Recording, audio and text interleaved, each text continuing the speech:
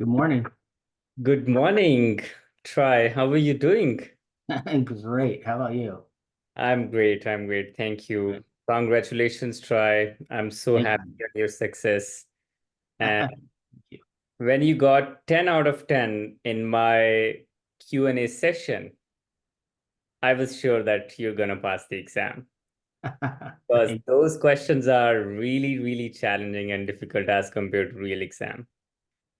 But I'm so happy that you have passed exam. So once again, congratulations and thank you for the time for this session. This would be really helpful for people who would be watching. So let's start with a brief introduction of yours. Where do you live? What do you do? Where do you work?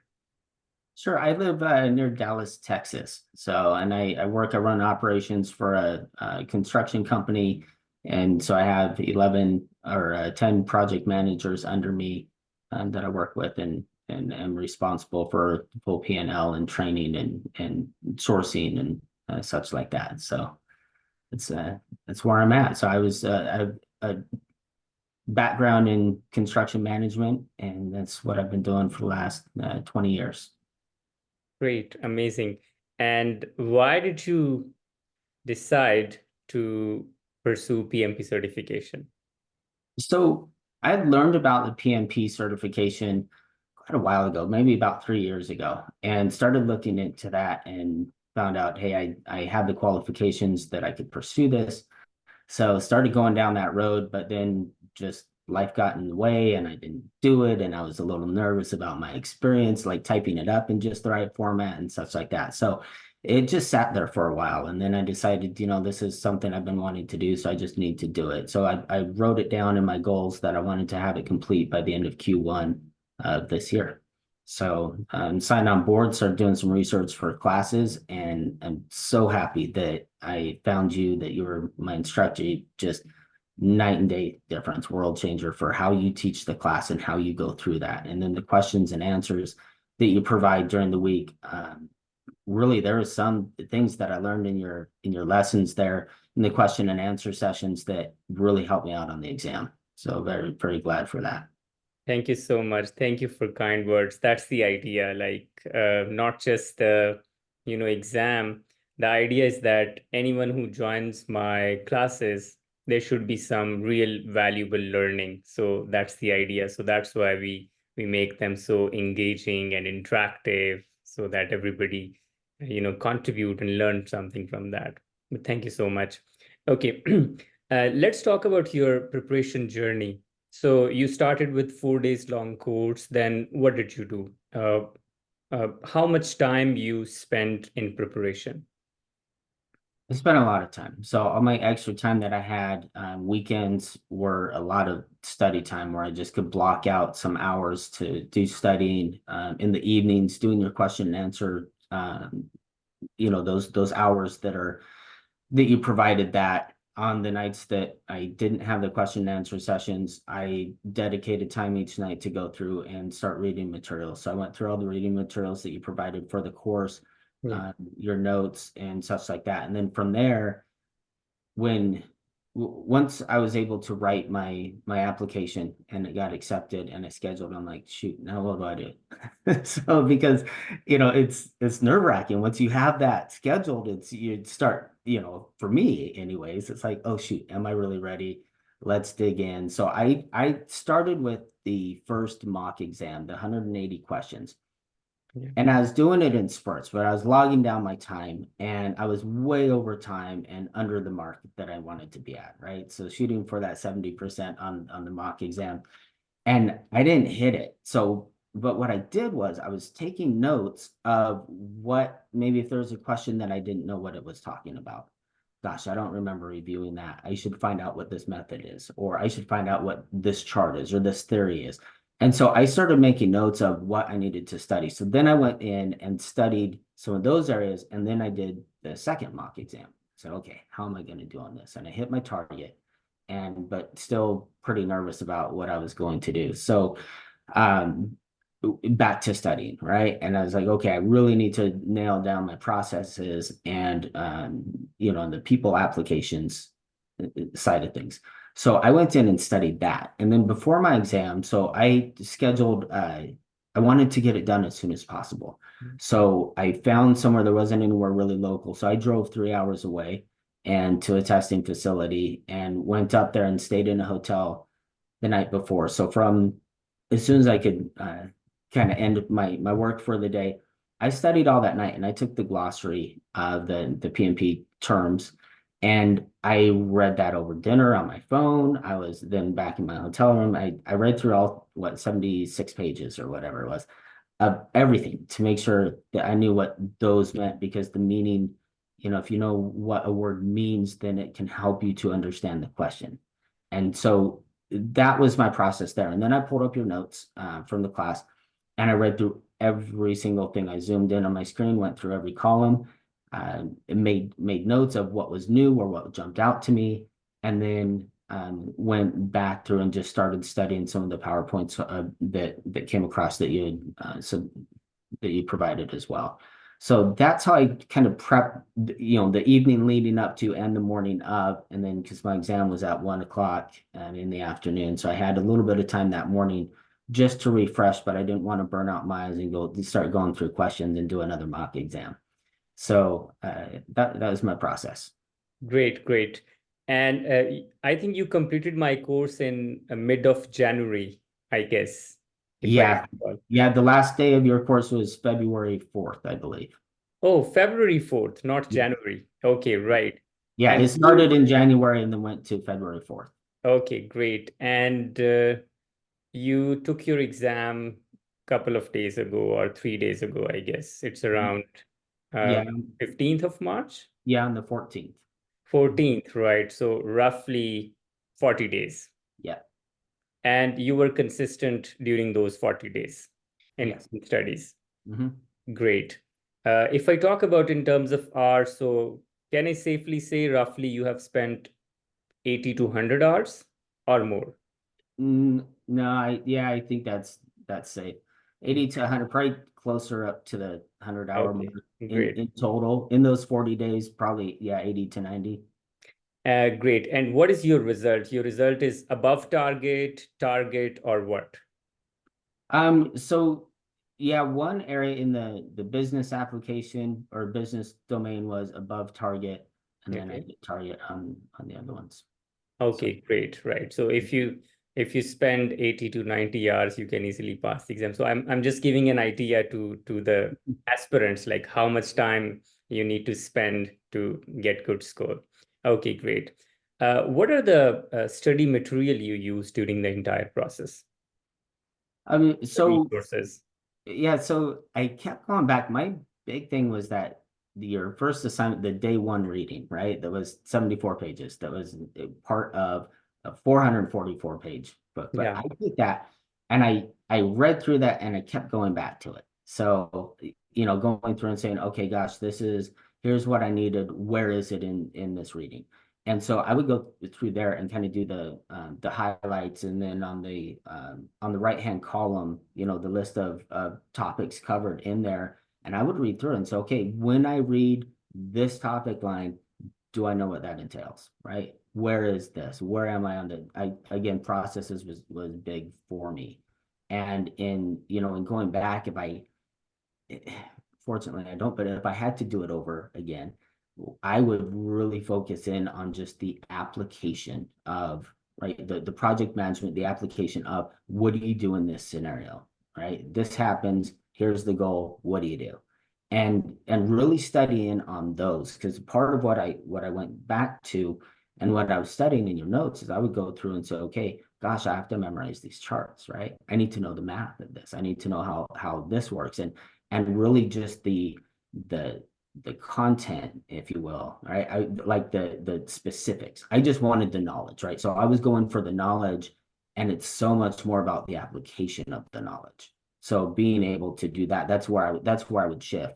And what my recommendation would be to people is really get the application portion of it, which is where the mock exams and your question and answer sessions Yeah. really come in helpful because they're geared toward that. All right, kid. My next question was actually how helpful were those Q&A session? Oh my gosh, they were so helpful. Right. Huge. And I would always kind of do a recap with my wife. I'm like, oh my gosh, this is what I did, or this is how many I got, or this is how many I missed.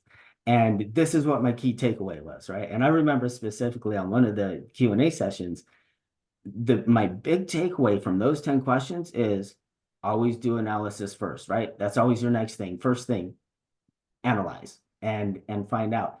And that was really helpful when I kept that in mind, and especially going through the exam, Yeah. is I would look for answers that if something had anything that had to do with analyzing or finding out or doing your research, and it was very helpful to know kind of getting through the process. Yeah, absolutely. If you have that PMI mindset, half of the question you can easily answer. So Yeah, in that PMI mindset, one of the things is first analyze the problem, then jump towards conclusion or solutions. So yes, right. that is very, very important. Absolutely. Yeah. What was your average percentage in the mock exam? Gosh, my first one was like at 67%,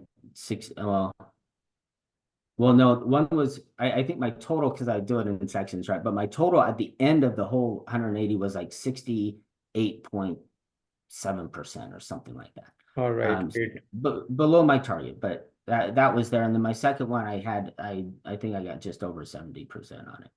All right. So this is what I, suggest or recommend to my students. Like, if you are getting closer to 70%, then feel free, go schedule your exam. Mhm. You would be passing the exam. Good. Okay. Okay. Now let's just talk about exam day. So, how did you manage your time? Yes, great question. I'm so glad that you had said, hey, do 80 minutes for your first 60, take the break, 75 minutes, 75 minutes, right? So I took those breaks. And one thing, I mean, you can't get up and do a break because your time keeps ticking. So you have to wait for those. But the first session, so the 80 minutes on the first 60 questions, I finished probably with, I don't know, 6 or 7 minutes or something to go on that. And I kind of freaked out. I thought I was doing something wrong. Gosh, did I miss something? And that flowed a little bit too easy. I took my break, came back, started up on my test. Well, I used all of those minutes that I had extra on the next 60 questions, right? So that I finished that just over 80 minutes. But my overall target was I was on point, right? So um I had exactly like 75, 76 minutes, something like that to take my last 60. And so I took my break. I went out, stretched, got a drink of water, kind of walked around, and then went back in and started on my next section. So I just kept an eye on the time, and I finished with I was like, oh shoot, I have like 3 minutes, and I have 5 questions left. And so I started going through them, and then I had like 30 something seconds, right? When I all finished. So I had one question I written down that I wanted to go review. So I reviewed that real quick, right through it. I'm like, yeah, okay, fine. I'm good with that answer. And then ended the exam. All right, great time management. So you were continuously watching the time and utilizing the time. Great. Yes, time management is very important. If you are continuously looking at the clock because it goes backward, so you need to keep track of that. So at what point I need to complete session one, then there would be a break, then session two, then there would be another break. Good. Right. Okay. What about distribution of questions in terms of agile and waterfall and hybrid? Any rough idea? Have it felt like I wasn't counting, but it felt like it was very heavily toward agile, Yeah, with a lot of hybrid. Some waterfall in there as well, but it just felt like everything was either agile or hey, it started off in waterfall and you're transitioning to agile. Now what do you absolutely. do? Or it's a hybrid. Half of this project is doing, predictive, and but this component is using agile. What do you do? And so, that was how it was weighted. Felt like a lot of agile to me. All right, great. Yes, absolutely. In almost every other question, they say you're managing an agile project. You're a product manager for Right. agile project. Mhm. You're working in an organization. That organization is moving from predictive to waterfall, agile. Yes. What would you be doing? Yeah, Yeah, a absolutely. lot of those transitioning over, like, hey, you were here, but now it's going in this direction. What, what do you do in this scenario? or it wouldn't say, and you just I would have to read it, and it would mention something about an iteration, and so then you would know, okay, hey, I know what I'm working with, even though it didn't say it specifically. Yeah. And did you see any calculation based question? Little bit. I think I pulled up the calculator once, is Okay. all. And so it wasn't really like you needed to do math, but I needed to understand, right? So there were questions with math in there, and SPI and CPI, and um or like, hey, here's these numbers. So it was kind of a calculation, but it wasn't really that I needed to remember a formula. I just needed to remember what it meant, and what the underlying premise is, and how you come up with that number. Yeah, so there was a time there used to be a lot of question on earned value analysis. So in order to make this topic easier, I simplified those formulas, developed my own formulas, but now PMI just, they have excluded all calculation-based questions. Yeah. So there's only one or two graphical, interpretation, but understanding these concepts is very, very important from exam perspective. Yeah. Yeah. There were questions that were, hey, your CPI is at this, your SPI is at Mhm. this, and then it'll give you like two other factors too. And you had to drag over and say, okay, well, this is positive or negative, right? You had to drag two into the positive and two into the negative. So fairly simple. You just needed to know that, hey, if I'm above one, it's this. If I'm below one, it's right. So you don't really have to worry about how they got the calculations, even though they Absolutely. gave you the question on it. Absolutely. Absolutely right. Okay. So, for example, when you were solving the mock, the exam, did you realize like one domain is dominant over others? For example, people domain or processes domain or business domain? Was there any distribution that you could recall? Heavy on the people that I Yeah. recall. Heavy on the people. And then process was probably second. Business domain was probably the least. Is Yeah. what I remember from that. But yeah, very, very heavy on Very heavy on what people would you domain. do in this group? How do you do this? What if you're doing this leadership? What is that, right? I mean, all Yeah. of those things that you really have to figure out, because you want to know, hey, well, how are you going to lead your group? Yeah, So absolutely. And luckily, in the Q&A session, we were discussing people domain from last 1 month. So we have mhm. almost uh, 15 sessions so far on people domain. So that is really, really, really helpful. And did you take the exam at home or at exam center? No, at a center. Mhm. Okay, and how was your experience there? It was great. I mean, the people in there were super nice. There's some people in the room. It was a little bit weird, but I mean, I knew what to expect, right? From listening of, hey, you're gonna get patted down and checked, and you can't take anything in, right? So they have a locker for you. And every time you go in and out, right, you have to show your ID and have your ID and your locker key face up on your desk because you're on camera, and right. You can't just stand up and leave. You have to turn around and raise your hand. So very, very structured. But the people in the Pearson's testing center were so nice and so accommodating. So they really made it, they didn't add to the nerves of taking the exam. Yeah, absolutely. Try last question from my side, probably second last. You have gone through the entire process, training, then gone through the material, solved mock exam, passed the PMP exam. Uh, do you think that this exam or this certification is really valuable in terms of knowledge, understanding new, uh, framework or new skill set? Absolutely. Yeah, 100%. So even just when I'd started studying, I noticed my shift, right? When I'm talking to my team or when I'm setting up, hey, here's kind of the project life cycle. Here's what you have to go through to make the project, right? From initiating, planning to right, everything all the way through to closing. And here's how to do it and identifying your stakeholders. But I noticed that, I mean, I knew that process, right? Just from an experience standpoint. But from getting my PMP, I've noticed that as I progress through the course and through my studying, that my vernacular started changing, right? When I'm talking with people, I'm like, oh my gosh, this is coming right out of my exam, right?